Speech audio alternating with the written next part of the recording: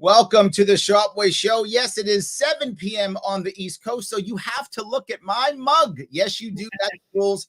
I don't make them. Well, yeah, I do. I make them, and I also abide by them too. So yes, it is 7 p.m. Thank you so much for giving me a chunk of your evening. And as always, what you will hear me say, like, comment, and share. It does matter. We have to get past this. We've got to expand. You know that I go live on 8 different platforms because I have to. So let's make sure that we're doing this. Everyone watching, please like, comment, and share. It does matter. I have a very special show today. I am very lucky to have with me someone who I admire. That's not always true, by the way, but there's someone here that I actually admire. Someone here running for Congress in the, I can't say the great state of, so I've got to say in the District of Columbia, Washington, D.C., Rev. Wendy, or Wendy Hamilton. I'm so happy to have you here today. Thank you so much. And it is the soon-to-be state there we go. The District of Columbia, which will be renamed the Douglas Commonwealth for Frederick Douglass. I like that. The Douglas Commonwealth. Very good. So let me go right there if I could. There's literally, I'm sure you know, you have an education that you have to do, probably locally, I would assume, but also across the country. Most people don't understand that DC isn't really a state, even though you get to vote for the president. So we kind of know that, right. But we don't understand that it's not a state. And then if it's not a state, how do you run for Congress if you're not a state? Can you help somebody out here? So thank you very much for that lead-in, Larry, because you're absolutely right. I'm doing voter education here locally and nationally. DC itself is not a state. We do have a non-voting delegate role in the House, which is what I'm running for. And we'll talk about that later. Like, why in the world would you run for a non-voting role? But we don't have Senate representation. And so we are 700,000, mostly Black and brown residents who pay taxes, more taxes than 23 other states, and yet have no congressional representation. Wow. Right. And so we have more population than Wyoming, more population than Vermont. And again, we don't have, and we have the highest per capita. I'm sorry about that. No worries. It might be a constituent. You want to get it? Or you good? No. Hold on 1 second. I'm so sorry. Don't worry. You got to do what you got to do. You run for office. I understand completely. Don't worry about it. I fall into the same trap. I get it. So I guess where I want to go with this is you're not a state, right? But you do get at least some representation, but not voting representation in Congress. You can do things like you can submit a bill and you can speak on the floor, things like that, but you don't get to vote. So you have to hope that whatever you put out, everyone else decides to vote for. Did I get that right? You're right, Larry. I'm just trying. Can you give me one moment? Take your time, because what I'm going to do right now is I'm going to yap on this for a bit, because this has been a thing, right? There's a lot of people who are concerned about DC becoming a state. And I get it, right? There is an issue where you've got 700,000 Americans who don't have actual representation at the federal level. They simply don't have it. It isn't the same level that every other American has. But there's been a bit of pushback by certain people, right? Some people feel like the right answer is not DC statehood, but is instead to have a very small area that's considered DC, just like the work buildings, and to take the rest of DC and kind of give it back to like Maryland and Virginia and that type of thing, and then still giving the people where they live some kind of representation. But then there's the other side, which is what yours are, which is saying giving them a separate state. Which one, why do you think one is better than the other? Because I think that, and for people, what they need to know, and I'm not sure if you can see me or not, Larry, so I'm sorry about that. I see you. I see and hear you. You're good. Oh, fantastic. Okay. Yeah, you're good. All right. So for me, I think it's what people don't understand is that having a separate state, we would carve out a federal district. So there would still be, the the federal buildings, the White House, the Capitol, all of those things would be contained. What we are trying to do is have representation and a voice in Congress for the people who would surround that particular district. We don't want to go back to Maryland. Maryland doesn't want us, and we don't want them. You know what I'm saying? Okay. I got Virginia it. doesn't want us either. You know, when the founders, if you will, were planning, because I hear that a lot, that, you know, the founders were planning for DC to be, you know, the government, the seat of government. They didn't plan. Well, they also didn't plan for 700,000 people to be living here. You understand what I'm saying? So, yes. So we have to evolve. When things change, we have to look at the plans and maybe regroup. And so that's what we're doing here is talking about the fact that though that wasn't anticipated, that's what we have now. And so if you try to merge 700,000 people back into Maryland, now you've got to restructure their legislature. You've got, you know, because you've got big cities like Baltimore. So what's going to be the capital? There's just a lot of things that would go into retrocession. And so we have determined between the three of us, DC, Maryland, and Virginia, that they want to keep their spot and we want to have our own representation. Well, the funny part is, and by the way, you said you called the Douglas Commonwealth? Yes. Yes. By the way, on my wall for the Douglas. So yes, just coincidentally. But yes, anyway. Yes. But the issue that I think I'm bothered by is that I don't feel like either side actually cared until the Senate was involved. Listen. Like everybody was happy keeping DC exactly the way it was. Nobody cared. And then all of a sudden now we're worried about the Senate. Now we care about DC, which I guess is good for DC in a way, but also bothers me because this was a problem 30 years ago. This isn't a new problem, right? Your issue and your concern has been a valid concern for decades. Right. And that they've made it a political football. And that's what is hurtful because to me, statehood is a human rights issue. Okay, let's start there. Just because, you know, what we hear is they don't want DC because it's traditionally a blue state or a Democratic city, that would mean it would be 2 more blue seats on the Senate and flip the power balance. And so therefore, that's why they are not both. But if it were another party, you know, we don't have control over the fact that it happens to be a heavily Democratic or heavily whatever. That's not the point. The point is there are residents living here who don't have representation regardless of what party they're in. You understand what I'm saying? Right. And so we have to look at it through a different lens than, more so than a political one. Well, it's funny. Joe brings up a point. He says completely partisan issue. I think he's right. It's become that, and it should be. I think your point's the valid one. This is important, right? You should be thinking about this always, right? Always. I agree. But you talk about go ahead. I'm sorry. It has become a political issue.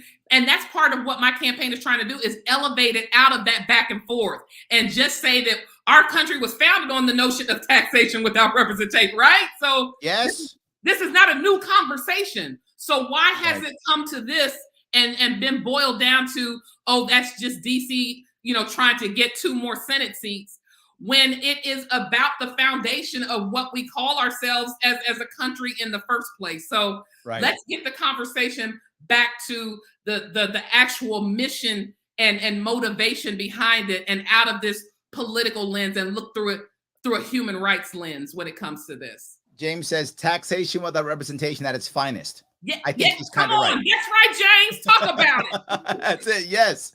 So, but let me walk down that human rights piece because that's important to you. I know it is. Yes. You're a reverend. You care about those things, and a lot of those, I guess, heartfelt issues. That's what I would say. Kind of go through all of your policies. Like you have policies, but many of them, I feel, and you tell me if I'm wrong, a lot of them come from the heart, and I feel that in what you're talking about. So one of the things to bring up is the idea you think cryptocurrency is valuable, not because you like crypto or hate crypto or the technology, but you see it as, and I'm going to quote you if I could, an economic justice tool. Mm-hmm. I love that. Tell me about that. Well, you are right that I have a heart-centered, I like to think, campaign. And when it came to the cryptocurrency conversation, I don't want to support something just because it's the latest fad or it's something to do, or hey, it might be something that can get us some quick donations. That I did not want to be a part of that. I've been running for a year, Larry. So let's start there. Wow. A year and 3 months, because I know we'll talk about this later, but I am running against a 32-year incumbent, right? And Wow.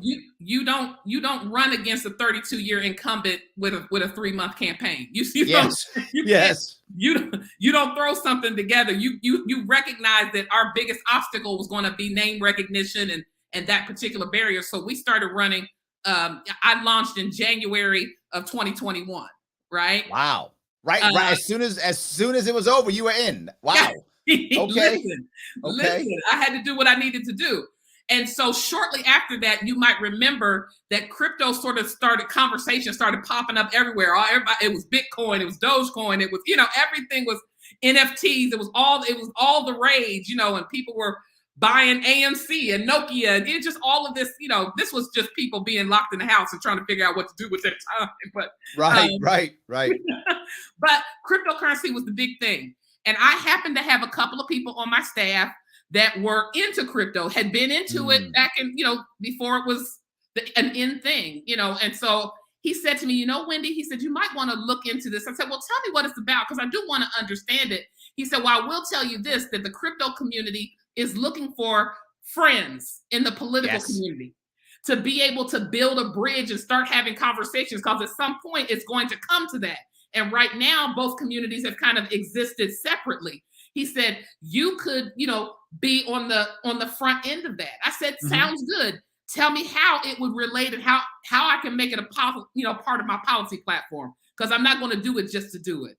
And so as I did some research, Larry, and I started looking at the ways that people of color who have been traditionally discriminated against in our traditional banking systems would have access to this. Yes. And would not have to go through these proving grounds or have to rely on traditional measures. And then I'm looking around the world. I'm looking in El Salvador and I'm looking in Nigeria, and how, poor Nigerians are able to make transactions and not have to go through these exchanges with a lot of expensive fees and things like that they were taking out, and able to have a little bit more empowerment. I said, wait a minute, this is looking like an empowerment tool here.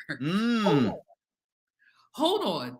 Because these poorer people who don't feel like they have much financial opportunity are getting a hold of Bitcoin, and they're tapping into cryptocurrency, and they're finding ways to build wealth. Now, if this is a way for people of color who have traditionally been discriminated against in the financial sector to have some access, sign me up, because that is economic justice. I like that you're talking about opportunities, which is amazing. But I also like you have policy, right? I mean, generally speaking, when you look at most people running in the left-right paradigm, right? Right. We're not running for something. No one's voting for something. We're always voting against something, or it's always a fear-based campaign. If you don't vote for me, the world's going to end. The other guy's going to get you if you don't vote for me. So you got to vote for me. And I feel, and with that kind of campaign, you don't need policy. Your policy is, I'm not that other person. I'm not the other person. That's my policy, right? What did she say? Not that. Yeah, I'm not doing my policy. I'm not going to do that. That's my policy. Right. And I think that's a common thing. And I feel like you're actually coming up with a policy. And the reason why I bring it up is some people may not know, you and I are both endorsed by the Forward Party. Yes. Yay, Forward Party. Yes. And this is a big reason why I wanted to have you on, because when I looked at what you were doing, I said, why did Forward endorse this person? Why did Forward do that? Right. And that's when I saw, oh, she's got policies. Oh, okay. She's actually learning things and thought some things through. Right. And I say this with the amount of respect due to the people in charge. Many of them don't know much. Many of them are kind of airheads. I've met many of them. Many of them, they don't need policy. So why bother having it? I can just yell, I'm not the other person. Right. You didn't do that. You have put down a lot of policies. And I guess what I'd ask is having the policies that you have and being able to speak on issues like cryptocurrency, most people can't speak on it at all. Like speaking about the ideas of, statehood with DC, you've talked about Puerto Rico before, all the different issues. Is that helping or is it hurting? Are people using it to kind of stab you, or are they using it to kind of go, oh, I'm impressed? How is that working for you? Well, it's actually, working in my favor up until this point, because I think, like I said, most people were kind of stunned when I announced that I was going to be running in the first place, and were like, well, who is this girl? Because I'm not a part of the local establishment, right? I'm this sort of progressive political outsider who had her own connection, who had built her own relationships, and just sort of came out of nowhere. So it took a while for people to sort of test me out. Like, okay, maybe she's just trying to build name recognition. Maybe she's just maybe this is a clout chaser that's just trying to set herself up so that people know who she is. And then the next time, maybe the next election, she'll be in position to run. But then they started digging a little deeper. And that's why I have policies. Because one of the things I said, Larry, when I decided to run in this race, I said, if I'm going to run, I'm going to run. You understand what I'm saying? This is not something, you don't just wake up one morning and say, you know what, I ain't got nothing else to do. Let me just run for Congress. That's not what you do. I said to myself, if we were going to do this, we were going to do this right now. You mentioned the Forward Party, and full disclosure, I was also a director of spiritual and cultural outreach for the Andrew Yang presidential campaign in 2020. Sure. And so watching and being able to be on the back end of an actual race, and see how the sausage is made behind the scenes was part of the inspiration for me to eventually, run for this office. But what I said was I learned a lot of my approach to campaigning through working with that campaign. Sure. And when my opponent learned that I was running, or I said, when they look and see that I'm running, I want them to say, oh, she running. Like, this is not somebody who is just coming to the table just without any experience, without any ideas, without a plan, without a vision. This is someone who's actually got a credible infrastructure in place with policies, with a team, with a vision, with a goal. And so I wanted them to understand that I was serious about this thing. I love that. And if anyone's interested in what the good Reverend's doing, you can head over to revwendy4congress.com. The links are all in the description if you want to check out what she's doing. It's right there at the bottom of the screen. And you got a fan because Olivia is saying she loves this conversation. So Olivia's on your side. You got somebody. There we go. You got somebody. So Jamie brings up, has DC ever been controlled by anyone but Democrats?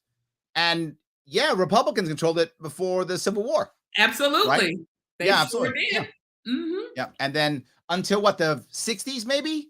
Actually, 50s? Yeah, like early 60s. Yes. Yeah. So they did. Absolutely. Yes, absolutely. So I see what you're achieving with that. Is the difference that I have here in New York State is I have an actual chance of having a separate party line. In New York State, we have what's called fusion voting. You only get it in New York State. That's the only state that does it this way. So I could literally be listed twice on a line, once as a Forward Party and also as a Libertarian, also as a Unite Party. I could have 3 different lines. Seriously? Wow. Yes, I got 3 different lines. And all the votes together count. When it comes to corruption, we got you beat. Like we are the most. I'm trying to put the math together. So you could get 3 votes on the same. No. You get to vote one time. Okay. Whatever you like. So, whatever. So, yes. So that is a question though, right? Joe asks, is the Forward Party recognized in DC? Do you know that? Are they recognized or no? So we are in the process that we're not an official party yet. For those who don't know that, Forward Party is forming. They're in the process of forming to become a party. So it's organized as a PAC for now, because there's certain things that have to be in place, which we anticipate will be in place by the end of this year. But we do have Forward Party DC representation, so there are volunteer groups, and there is a state chapter of the Forward Party in DC. Yes. Well, there are a lot of policies I think that you and I really overlap a lot on. And one of them is our desire to support the GSM or LGBTQ plus community, criminal justice reform. And you linked three things together in your platform. You linked together homelessness, sex work, and the LGBT community, all kind of, you link them. Right. Tell me about that. Well, I don't think that they're mutually exclusive. Okay. And that's why I put them together. Not so much of a link, but I don't want people to compartmentalize them, because they're issues that sort of transcend even those categories that we're talking about. But what you do find, particularly in the sex worker community, and many of those sex workers are trans and find themselves in unhoused situations because of, rejection by society, rejection by their families, and they incur a lot of violence. To me, it all is intertwined into one message of respecting the humanity of all of our citizens, and not suggesting that one deserves less services than the other, but recognizing that they all are tied and intertwined together. But because they get left out of the conversation, I mention them. I want their voices and their situations mentioned to be considered, because oftentimes they're left out of these conversations. Well, you mentioned rejection. And, I got to tell you, I never really understood at a gut level, right? The real trouble that the trans community goes through, until someone told me this. As a trans woman, a friend of mine, she said, Larry, you don't get it, why there are so many trans people in sex work. I said, you're right. I don't understand. Help me out. She's like, let me tell you. She goes, we get rejected and not accepted for who we are so much that some people are so desperate that they know if they just put a dress on and go into the sex working field, they'll be treated like a woman. And I said, wow, like that's where our society is. Like that's where you got to go, right? You got to go there. That's where you have to go. And that, it blew my mind. I couldn't get that. That blew my mind that she would say that's where our society is, that's where you have to go. I get it. I get what you're saying. That's where some people feel that the extremes, unfortunately, that some feel Correct. they have to go to just to be accepted for who they are. And I don't think you can be someone who is a pro-humanity and feel like that's acceptable. Right. Absolutely. So I do see the connection. Most people don't. Right. They don't. They make them totally separate issues. Right. They do not connect them at all. Shelley says, I'm loving this conversation too. She's principled, and I admire that. As a reverend, she isn't going to say other guy bad because it's wrong. Well, and it's inhumane. And I'm not just a reverend in title. I mean, this is who I am. And I wanted my campaign and my platform to reflect that. I'm not a politician. I'm an ordained minister. I'm a mother. I'm a new grandmother. I'm a social justice advocate.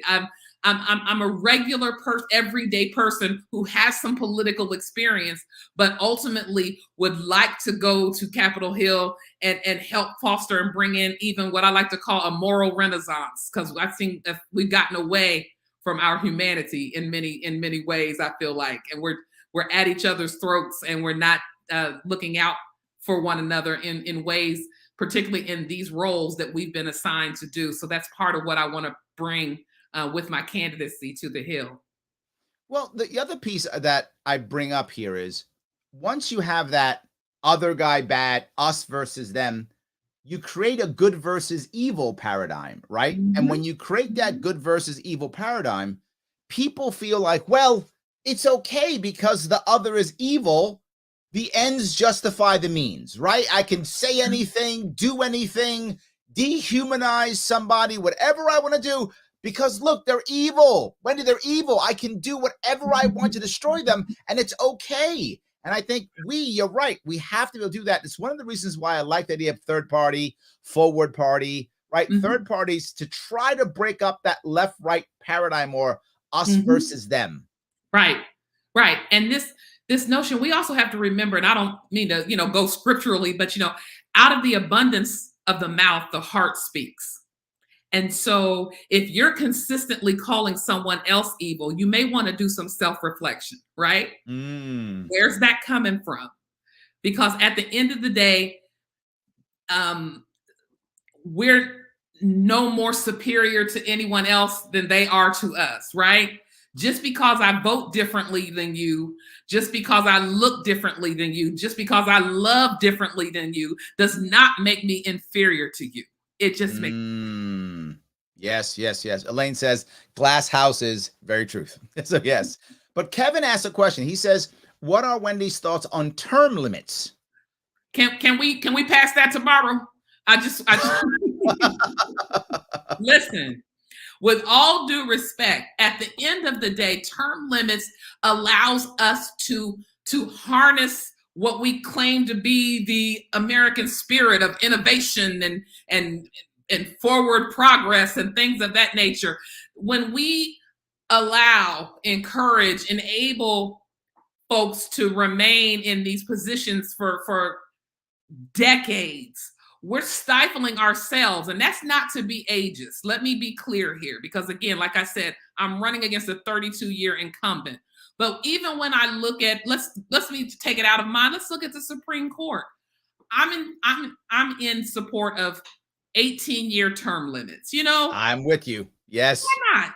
Get your 18 years in, give us what you can, and then step aside, recognizing that there's probably been some new ideas, innovation that has happened. And, there's probably someone behind me that needs to come in so that we can stay ahead of the game. But this notion of being 89, 90 years old, health complications, we're waiting now. Are they in the hospital, out of are they going to make, you know what I'm saying? And, why would you want to do that to yourself? Why would you want to do that to your country when you recognize that maybe you're a bit more compromised than you used to be? You ought to step down. I've given all that I could give. Go out on top. Don't wait until some major scandal happens and then you have to resign or something like that. Yes, absolutely. Yes. Well, it's funny you said mostly don't understand why the 18-year rule is so good. If you have an 18-year rule and you then prorate it for the person who's been there the longest or the oldest, with 9 people, every 2 years, you are now replacing somebody. So every president gets to replace 2. If you get elected twice, then you get to replace 4. But that's it. That's every president gets the same amount, no matter what. You replace 2. You replace them every 2 years. Nobody happens to get 6, and then somebody gets none, right? It's fair.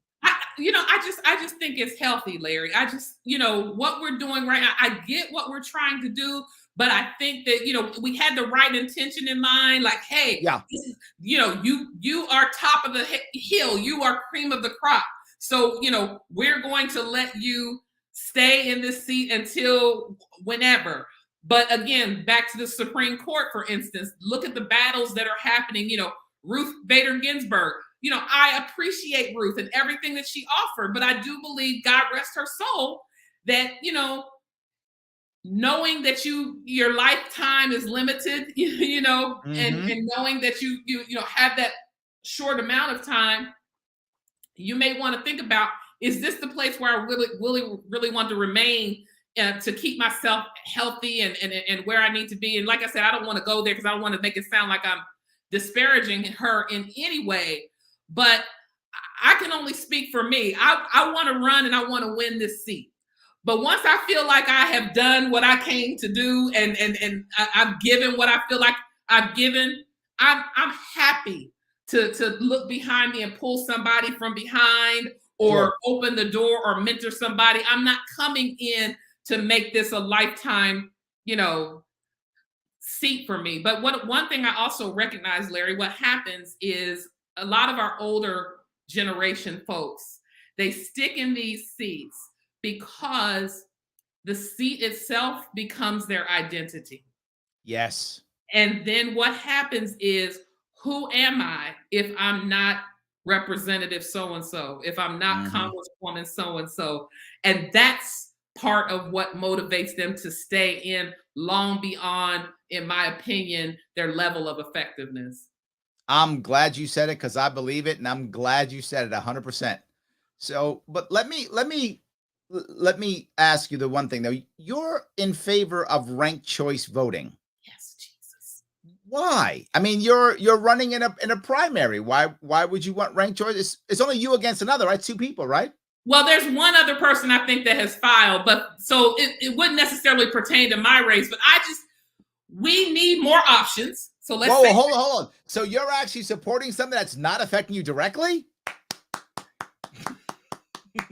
I'm teasing you, but that was my entire point. That there are actually people out there who care about what's right and wrong, whether it affects them directly. Right. You are clearly one of them. Please continue. I'm sorry, I was teasing. That's okay. Go ahead, That's please. okay. But we've moved beyond the point, I believe, where people get elected to office with 30% of the vote and they're not representing the majority.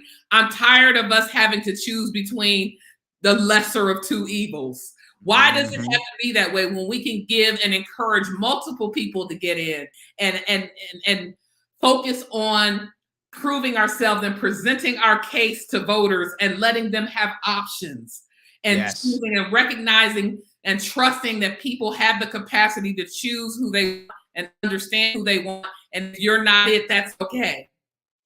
Yes. And the thing that I love also is when you have multiple parties with ranked choice voting, you're going to have specialty parties that probably won't win, but that's okay because they push an issue. And the example we have here in New York City was there was the rent is too damn high party. Right? Oh, I remember him. Yes, Jimmy McMillan. That's right. And so, of course, he didn't win anything. But the point is, he was popular enough to where people said, people care about the rent. Like, they wouldn't pay attention to him unless they think he's right. The rent's too high. Maybe we should talk about the rent, right? Because it forced everybody else to kind of bring a rent line into their messaging. Exactly right. But what if the reverse? What if there were two parts? There was the parks are too dirty party and the rent's too high party. And everybody's voting for the parks are too dirty. That means that the local people care more about the parks than the rent. Exactly. If the rent's too high party guy wins, they care more about the rent than the parks. Exactly. And now the local people can say what they care about and you can act accordingly. Correct. And so that's why I'm for it, because I think it's good and healthy for democracy across the board. I love that tremendously. I'm so happy you said that. Yeah. So that was the next piece I want to bring up, right? There are many things I think that can unite us, right? As humans, as Americans, as anybody, it's just people. Do you think of one now? I mean, if you don't, it's okay. But if you can think of one now that I think most people haven't thought of, that you think maybe might unite us now, is there something that can unite us now? I really feel like even though the pandemic itself turned out to be quite divisive, I think the notion and the need that we were all impacted in some way, you know, and that we need to get back to some sense of normal, I think that ought to be able to unite us, because there's not any one of us that was not impacted one way or another. Some people lost their lives, people lost property, people lost their businesses, people lost relationships, people lost friendships, you know what I'm saying? So I feel like if we could put aside our differences for a moment and just recognize this collective sense of loss. Collective. I like it because one of your monikers you use is Hope Dealer. That's right. So I think that fits perfectly, right? We have a bunch of loss. We all had some loss here, right? So now let's get some hope going on, and you're the hope dealer. You actually have merch on your site, is that right? And that was for DC, because and I came up with that moniker, you know, in the midst of what I was hearing on the campaign trail and talking to voters. And this is when we're a year into the pandemic, right? And people are just like, oh my goodness, what is happening? You know, I've lost my family members. You know, we don't have money. I'm stuck in the house. I've lost my freedom. You know, I don't feel like I can get around or make decisions for myself. And people were just feeling hopeless. And I've always been a hopeful individual anyway, very optimistic and probably, sometimes probably naively so, but that's just who I am. That's how God created me. But I said, I want to go around the city and deal some hope. That's what I want, Yes, and absolutely. and want to get folks inspired again. Because the other thing that I noticed when I started talking to voters here in DC proper, the previous primary, not 2020, that was an outlier because we had a lot of turnout. A lot of people were coming out to vote with Trump and everything. So a lot of action. But we went back and looked at the data from 2018 because, Andrew Yang was a data guy. That's one thing I learned. Right. The data. So we looked at 2018. And in DC, the turnout for the primary in midterm primary was 18%, Larry. Wow. Now, listen, I know midterms tend to be a little low, across if it's not a presidential contest, but out of the 493,000 likely voters that year, 89,000 turned out citywide. I said, what in the name of God was that? Like, what happened? And, some people, there's a myriad of reasons, but people were just disillusioned. They felt like, what for what? What's it going to Why bother? Difference is it going to make? The scene here hasn't changed. Most of the folks that are in office here have been in for decades, and we just have come to expect that the bare minimum, if you will. Right. We don't anticipate it. I was like, that sounds like hopelessness to me. Yes, I think you're right. I think you've hit that perfectly. Yes. That sounds like, and I'm a preacher, right? So I'm listening beyond what you're saying. And I'm like, that sounds like hopelessness. So I feel like I need to infuse a little bit of hope back into folks that there is a potential for you to have representation that can help make a difference in your life, that does hear you, that does see you, that will be present with you, will not go over to the hill and not be seen again, and not connect with you on that very human level. And also someone who, several years ago was you, who was a single mother, who was homeless at one point, who is still, one financial crisis away from being in most of us are. Let's be clear. I'm not running just for you. I am you. Yes, right. And so let's be clear. So I want to run so that you see your reflection in me, and know that when I go to the Hill to speak on behalf of Washington, D.C., I'm speaking for us. Right. No, I love it. So the other thing I talk about often is the idea of happiness, right? I talk about that too. In New York State, we have a little bit of a different issue. We have a lot of people leaving the state. Like we've lost about 2 million people in the past 8 years, maybe give or take. A lot of people have left our state. And so we've lost congressional seats because so many people are leaving our state. Yeah. So they're going every place else. And I'm saying if I had happier New Yorkers, then they would stay, right? And I think the goal is what you said, to bring hope. Yeah. A lot of New Yorkers, same thing. In New York, we have maybe 30% turnout. It's low. Yeah. And people just waiting to pack up and leave. I think it's everywhere. Yeah. That's why I like that they have third parties, all of those things. So by the way, Ken likes what you said. He's taking your, I'm not just running for you, I am you. He's taking that, by the way. Okay. So yes. All right. yes. You got it. Here we go. So I guess I bring this up because I gotta talk about my sponsor real fast. My sponsors, libertarianism.com. We talk about happiness at that site. Go to that site. You'll hear about happiness, hope, all the things you talked about now. You're gonna see it there. So guys, if you're listening, if you're watching this, do me a favor. Click that link right there, share it. There's a bunch of videos there. You take some time. It's cool merch. It's not as cool, obviously as the Reverend's stuff, but it's still good merch. Right. So if you like it, you can get it for free. Take the classes. They give you a bunch of points. Take the points and buy the merch. If you like the merch yourself, just purchase it. It's fine. But either way, go there. They're our sponsor. They sponsor the show. Please help out. If you've already gone there, share the link in your social media so others can go there. You're going to know what libertarianism is really about. Not about what the media tells you. That's not what it's about. It's about what libertarians.com says. So go there and check that out. But now if I can get back, thank you for letting me do my commercial. Yeah, no problem. But if I could go back to what you just mentioned, the idea of hope and happiness, this is not talked about. What's talked about is we got you. And I feel there's almost and you brought us up as you were just talking, and it's what came to my mind.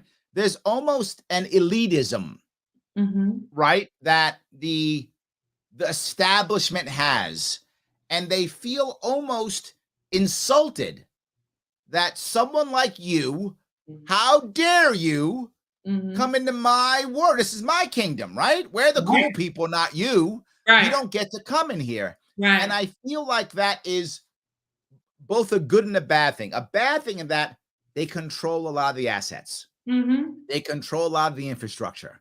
You know, that's a bad thing. But the good thing is, I think they often don't see someone like you coming. Like they can't believe that you could do this. So, you know, peasant. I think they feel that. What's your head on this? They might control the assets and they might control the messaging, but they don't control the people, baby. Okay. So at the end of the day, I knew what I was walking into. And I said to myself, because DC local, they have their own sort of establishment politics. Sure. I recognized that I was not a part of the inside. And I recognized that. And I said from the beginning, you don't have to invite me to the table, but you will know I am in the room. I like that. You don't have to. We're gonna steal all your stuff. You don't have to invite me to the table, but you will know I'm in the room. Okay, I like that. You will recognize that I am in the room. And I decided early on, I will try, because I'm naturally a people person. So I'll introduce myself to you and befriend you and let you know, because I'm not trying to do anything divisive, because I'm going to I'm running to represent you too. You know what I'm saying? Right. I want you to know who I am, but I don't want you to think I'm coming for permission. You know, I'm coming as a courtesy. But at the end of the day, you all are not the ones who make the decision. The people do. So I'm going to bypass you and say hello, but I'm taking my message straight to the people, and we'll let them decide. Now, if the people decide that, you know, we're going to still stick with the status quo, or then that's on them, but they won't do it without me giving them the opportunity to know that they have another option. That Thomas agrees. If he says the DNC and the RNC serve the elite at the expense of the people who vote for them. Nothing's going to get better until we elect the opposition. And I think what Thomas means by that is the opposition to the establishment. Right, the alternative.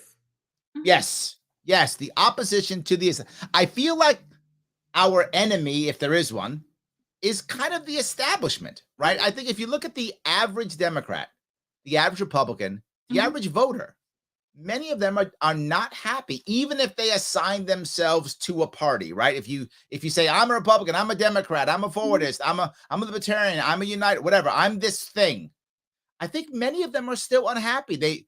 They connect to the tribe because they feel closest to that tribe, but I feel like they're not satisfied. Have you found that same thing? Yeah, because what I recognize is it's not, they're attracted to, they're entrenched in the establishment mindset. Okay. Not so much that they, the person, are the establishment, but there's this mindset that you fall into if you're not careful and don't have a true sense of who you are before you come into contact with it. You understand what I'm saying? Got it. Okay. And you may go in, because we've seen people go in with the right intentions in mind, and how they're going to remain separate. But if you don't guard your mind and your heart, you'll find yourself spouting the same talking points and doing the same kinds of events, and people look and say, well, what happened? What happened? It's because it's seductive. Yes, of course. And it's subtle. It's subtly seductive. One decision and you look up and it's like, oh my goodness, how do I get out? Yes. But so that just says, for me, you have to have a strong sense of value and purpose and self before you enter into the political arena. And I'd like to believe that I have that. I'm not perfect. I'm human. But I would like to believe, particularly as a progressive sort of grassroots candidate, not taking money from corporate, you can't buy me, because my soul, my heart's already been bought. You understand? I answer to somebody other than a corporation. So you can come and bring all your money in my face if you want to, but if you think I'm getting ready to compromise my value and my integrity to do something for you, I'm not your girl.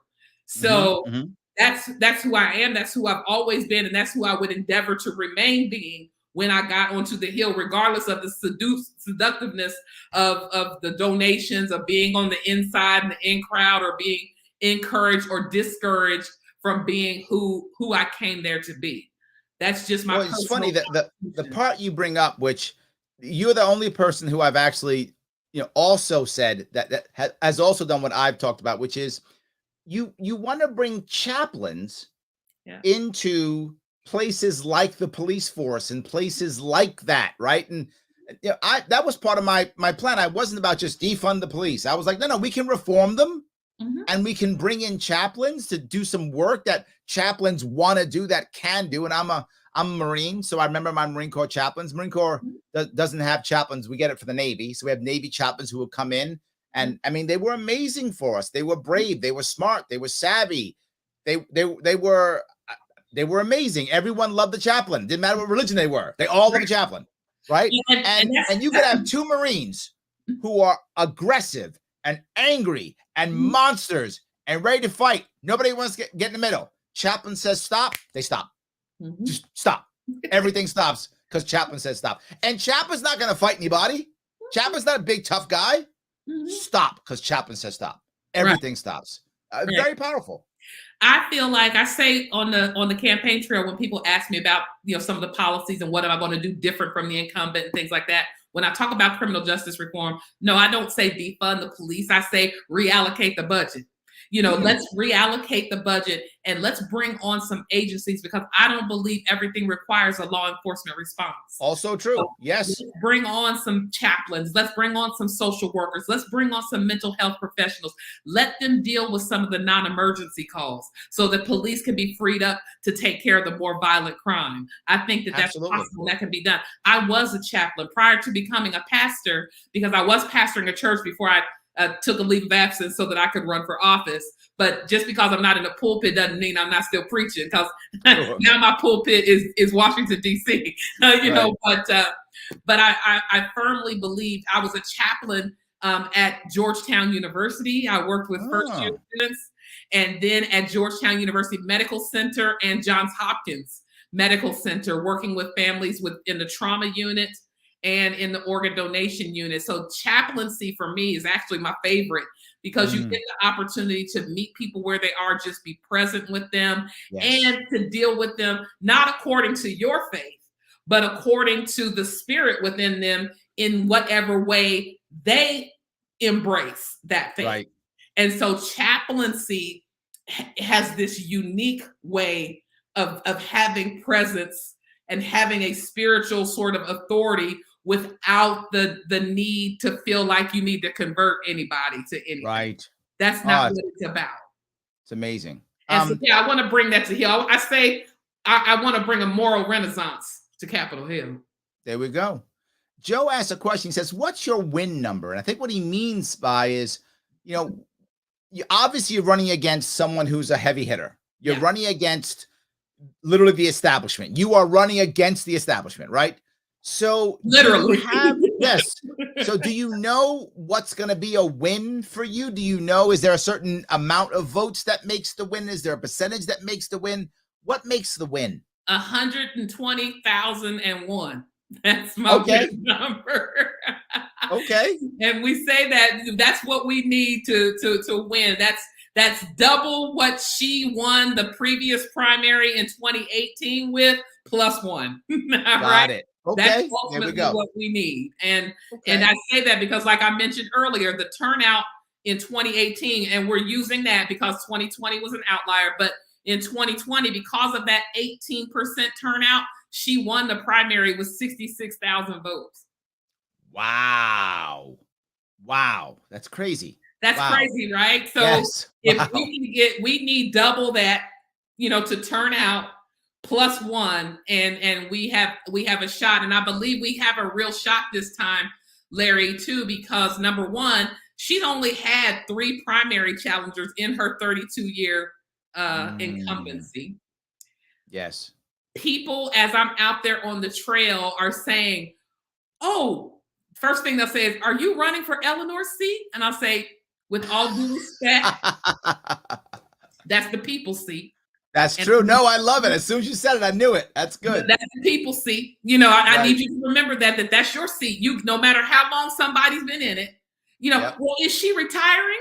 If you retire her, if that's you can make that happen this year. You can do that. That's an elected seat, not an appointed seat. You know right. So you can do that this year. My run has been just as much about voter education as it has been about inspiration. Yes. They don't know that that's a House seat that's up every 2 years. And so I'm finding a lot of people are saying, well, thank God somebody's running. You know what I'm saying? We're excited to know that we have options, that somebody else is going to run against her. I think that that's good for us here in DC, and that's good for democracy. So nice. That's part of my motivation, and that's what's keeping me going, is talking to voters and hearing that kind of conversation. Well, you've got some fans here. Ken says, may you get 120,002. See, there we go. Yes. Joel says, Larry, thanks for bringing Rev Wendy on. She's very impressive. I wish more like her would get into Congress. I wish her great success. And Eric agrees with you. Eric says, a well-paid social worker should partner with a large physical police officer. Great idea. One stick in each hand. There we go. Yes. Exactly. That's not bad. I like that. So let me ask, whatever happens, your primary's in June. June 21st. Mm-hmm. Obviously, I hope you win. Thank you. What are you going to do if you win? What if you don't win? What's the future? If you win, what's the future? If you don't win, what's the future? If I win, I want to dance on the National Mall first. Oh, I like that. I'm going to do that, and then I'm going to gear up, because even though when I win, I'm just going to put it out there and claim it. When I win, typically in DC, the winner of the primary goes on to win the general, because I am a registered Democrat. Even though I am endorsed by the Forward Party, I'm a forward Democrat, because it's not an official party yet. So I'm a forward Democrat is how I identify myself. But politically here in DC, I'm a part of the Democratic Party. And typically, whoever wins the primary goes on to win the general.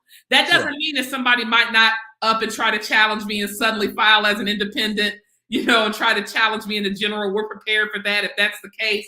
But if I win, the assumption is that I will go on to be the Democratic nominee, but we'll continue campaigning. Now we'll shift to a more national message. Right now, it's kind of been local because of people that got to put me in. Once I get in, once I get beyond that, now I can shift the messaging and make it a little bit more broader in terms of national scope.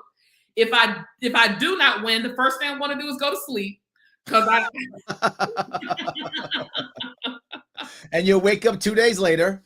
2 weeks later. 2 weeks later. Sorry, 2 weeks later. Yes. Sorry. Because I keep telling people I'll sleep in June. So so if I don't win, I will sleep, and then I will wake up, and I will be proud of what we attempted to do.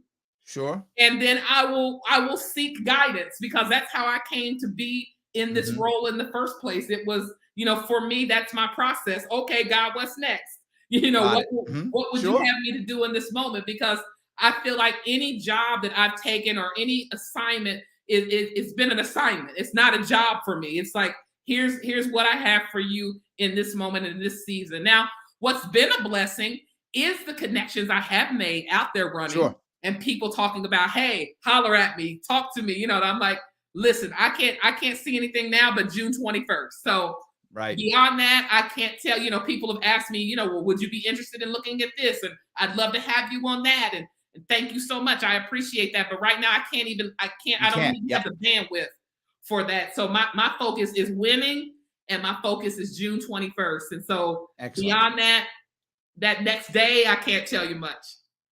So for those of you who are watching, who are interested in what she's got going on, head over there to revwendy4congress.com. The link is in the show description. Check it out. And also running across the bottom of the screen, if you want to check it out, please go ahead. So let me ask you, is there something, we're coming up on an hour, is there something that we haven't discussed that you kind of want to bring up? Did I miss anything? Well, I think, the uniqueness of us being forward party candidates is what brought us together, and this notion that at some point the country is going to need a third party, is going to need a viable third party, maybe even a fourth party option. This kind of goes back to the term limits conversation, and how it's been this idea that it can only be these people in this position for this long, and look where that has gotten us. And so the same kind of idea when it comes to our parties. We've had two major parties, if you will, that have gotten us to this point, and people are frustrated, and they're looking for options and other places to go and not finding any. And so I think that this is a part of the evolution of our democracy. I think it's very important. And so that's why I was very happy to have been endorsed by the Forward Party, and also happy that you were. We're in different parties. I think we're modeling tonight, because somebody said that you're going on a libertarian show. No, I'm going on the Sharpe Way. That's there we go. Yes. I mean, who happens to be a libertarian, but we are demonstrating exactly what we started out talking about tonight. Yes, Larry, is we found our common ground. We found the areas where we could agree. We talked about the sex worker and the homelessness, and there are issues. When we can get past all of the differences, when we can move all of that stuff, and we can let our defenses down just a little bit and start talking, we'll find out we have much more in common than we have not. And so, but we just have to give ourselves the opportunity to do this, just this, rather than say, well, I'm not going on his show, he's a libertarian. That has nothing to do with it. We're finding the common ground, and where we can have a conversation, and where we can work together, and what we can promote. And so the more of this we do, Larry, the more we make it possible, and we make it tangible for other people. So I thank you for inviting me to come on. Of course. Dan says, thank God for people like Wendy and Larry who bring positive messages, whether elected or not. Thank you, Dan. That was very sweet. I love that. So I will then let you run. I want to say thank you so much for coming on. Everyone else, thank you so much for watching and listening. Please check her out, RevWendy4Congress.com. And also, please like, comment, share. Let people know this happened. Let them watch this conversation again and again and again. And I will see you